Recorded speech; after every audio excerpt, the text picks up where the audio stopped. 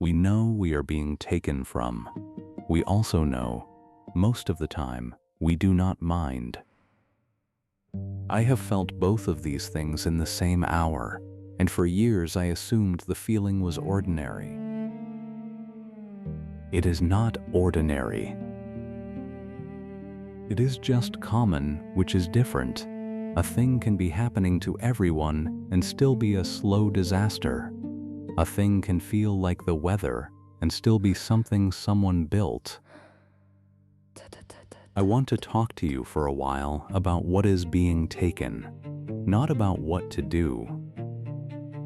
I have no instructions. I am not going to tell you to put anything down or pick anything up.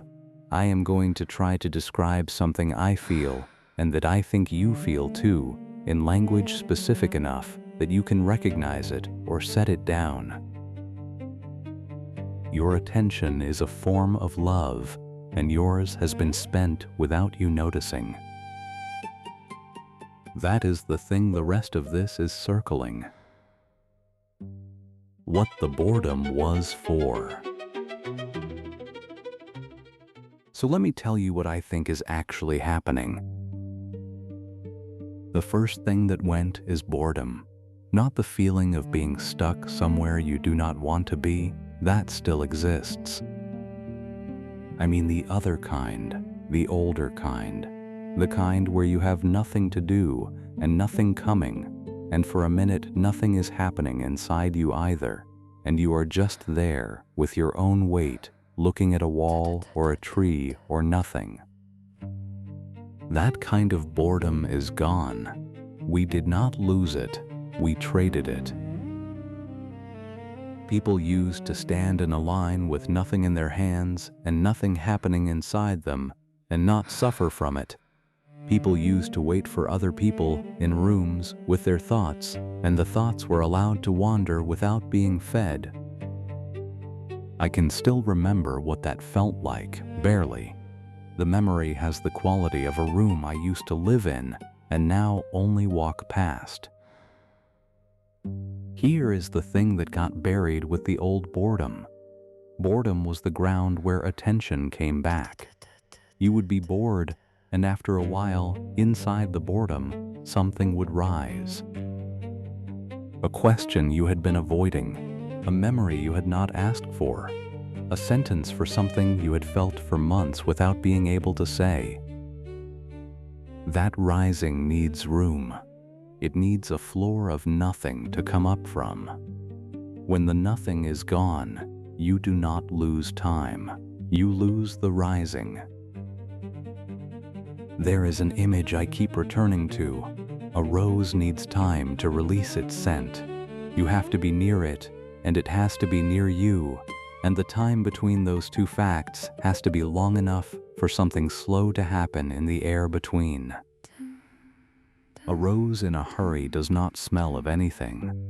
A rose passed quickly, glanced at, is only the shape of a rose. Someone once wrote that the world we live in now is too fast for any rose to smell of anything. I think about this more than I want to. The smell is not a property of the rose by itself. It is a property of the rose and the time given to it. Take the time away and the smell does not exist. It is not hidden. It is not waiting. It is not there. You are also a rose. That is one layer. There is another underneath it, closer to the bone. The people you love are roses too. I know how that sentence sounds. Stay with me. The person across from you, the person you live with, the friend you have known for 20 years, the parent who is getting older in a way you have not let yourself look at directly. These are not things that release themselves to a glance. They have a scent that takes time. They have a weight that only shows up if you sit with them long enough for the surface to stop mattering. And none of us have been given that time. Not by them, by the arrangement. The people closest to me have started to feel slightly unreachable, and I have started to feel slightly unreachable myself, even while I am in the same room as them.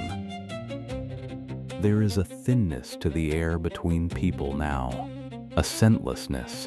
You can be with someone for an hour and come away having taken nothing in, not because you did not love them, because nothing was allowed to rise. You are also a rose, and no one has time to smell you. I mean this literally. You, the person listening, have a scent that takes time. There are things about you that only come out if you are stayed with. There is a weight you carry that is only legible to someone who has sat with you long enough for the first 3 layers of nothing in particular to pass. Almost no one has done that with you in a long time, including you. You have felt this for a while. I have felt it too. I mistook it, for years, for something about myself, that I was hard to know, that I was not interesting enough, that I had become boring, that something in me had dulled. None of that was true. It was that nothing had been given time to rise in me either. I was a rose in a hurry, glanced at, and the shape of me was all anyone got, including me. I want to tell you something about the kind of person I think I used to be, or that you used to be. I am not sure which. There was a version of this person who could sit on a step outside a building and watch the light change on a wall for 30 minutes without feeling that anything was being wasted. There was a version who could be in a car next to someone who was not talking and not feel the silence as a problem to solve. There was a version who could eat a meal alone without propping something up in front of it. I am not telling you this because I want you to get that version back. I do not think you can. I do not think I can either. I am telling you because that version existed, and the fact that it existed is evidence. The capacity was real. The ground was there. The rising used to happen. It was not an illusion. It was a set of conditions, and the conditions are gone. Anyway, here is the part most people get wrong about this. They think it is a weakness. They think if they were stronger or more disciplined or more serious about their lives, they would be able to hold still.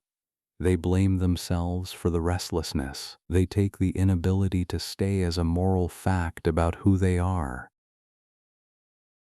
This is not a failure of will. It is a failure of conditions, and there is a difference. The restlessness was not in us before. It was placed in us, not by a person, by an arrangement that has no face, and so no one to be angry at, which is part of why the anger turns inward and becomes the quiet disgust I sometimes feel with myself for not being able to sit still with the people I love or with my own life. That disgust is the last piece of the machine. It keeps me looking at myself as the broken part, so I do not look up. Look up. The thing that took your attention was not a mistake and not an accident. It was built carefully by people who do not know you and do not need to.